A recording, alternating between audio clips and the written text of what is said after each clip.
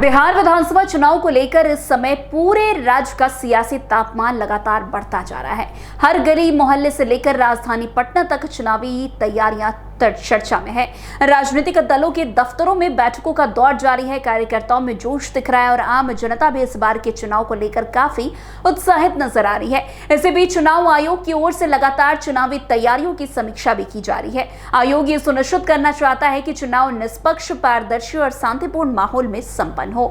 वैसे सूत्रों के अनुसार चुनाव आयोग की एक उच्च स्तरीय टीम 4 और 5 अक्टूबर को बिहार का दौरा करने वाली है। ये दौरा बेहद अहम माना जा रहा है क्योंकि इसके बाद ही विधानसभा चुनाव की आधिकारिक घोषणा होने की संभावना जताई जा रही है। 4 अक्टूबर को आयोग की टीम पटना पहुंचेगी और राज्य सरकार के शीर्ष अधिकारियों के साथ विस्तृत बैठक करेगी। इस बैठक में राज्य के मुख्य सचिव, डीजीपी सहित अन्य वरीय अधिकारी मौजूद रहेंगे। वैसे चुनाव आयोग राज्य की प्रशासनिक और सुरक्षा तैयारियों का जायजा लेगा और यह सुनिश्चित करेगा कि आगामी चुनाव में किसी प्रकार की गड़बड़ी ना हो। अगले दिन यानी कि 5 अक्टूबर को चुनाव आयोग की टीम सभी जिलों के जिलाधिकारी और पुलिस अधीक्षक के साथ अहम समीक्षा बैठक करेगी। ये बैठक भी बेहद महत्वपूर्ण मानी जा रही है क्योंकि इसी में यह तय होगा कि जिला स्तर पर चुनावी तैयारी किस स्तर पर है और किन जिलों में विशेष निगरानी की जरूरत है। इससे पहले 30 सितंबर और 1 अक्टूबर को राज्य के मुख्य निर्वाचन पदाधिकारी द्वारा भी 2 दिवसीय बैठकें आयोजित की जा रही है। 30 सितंबर को सभी जिलों के डीएम, एसपी, एसएसपी, आईजी और डीआईजी के साथ वीडियो कॉन्फ्रेंसिंग के जरिए चुनावी तैयारियों पर चर्चा होगी। इस दिन मतदाता सूची का अंतिम प्रकाशन भी किया जाएगा जो चुनावी प्रक्रिया का एक बेहद अहम हिस्सा है। अक्टूबर को सीएपीएफ के नोडल अधिकारी, सीईओ, एसपीएनओ और परिवर्तन एजेंसियों के अधिकारियों के साथ समीक्षा बैठक होगी। इसमें यह देखा जाएगा कि चुनावी प्रक्रिया के दौरान सुरक्षा बलों की तैनाती किस प्रकार होगी और संवेदनशील इलाके में विशेष इंतजाम कैसे किए जाएंगे। वैसे मतदाता सूची का अंतिम प्रकाशन चुनाव की दिशा तय करने वाला कदम है। चुनाव आयोग लगातार इस पर जोर देता हुआ नजर आ रहा है और हर योग्य मतदाता का नाम सूची में शामिल हो और किसी का नाम गलती से छूटे नहीं।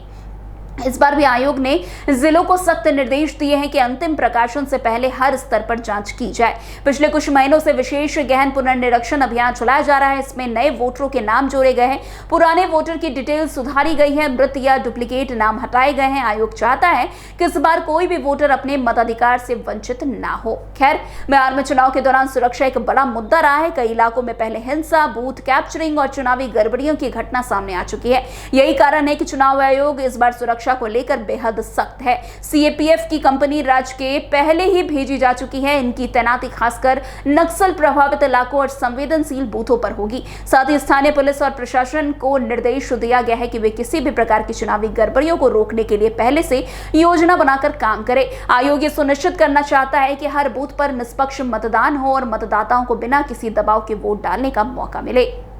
खैर, जैसे जैसे चुनाव की तारीख नजदीक आती जा रही है, राजनीतिक दलों की गतिविधियां भी तेज हो गई है। भाजपा, जेडीयू, राजद, कांग्रेस और वाम दल सहित सभी पार्टियां अपने अपने कार्यकर्ताओं को सक्रिय करने में जुट गए हैं। गांव-गांव में जनसभाएं, पदयात्राएं और नुक्कड़ सभाएं भी हो रही है। भाजपा इस बार विकास और प्रधानमंत्री मोदी की लोकप्रियता को भुनाने की पूरी कोशिश कर रही है, तो दूसरी ओर राजद बेरोजगारी और महंगाई जैसे मुद्दे को लेकर सरकार को घेरने में जुटी है।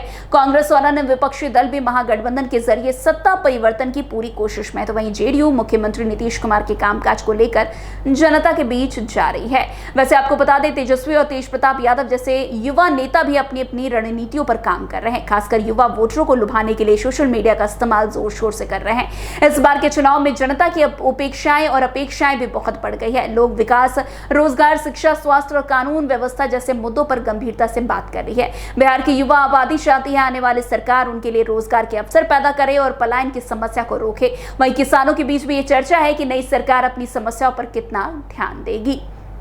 वैसे आपको बता दें कि चुनाव आयोग ने इस बार साफ कर दिया है कि आचार संहिता लागू होने के बाद किसी भी प्रकार की गड़बड़ियां बर्दाश्त नहीं की जाएगी।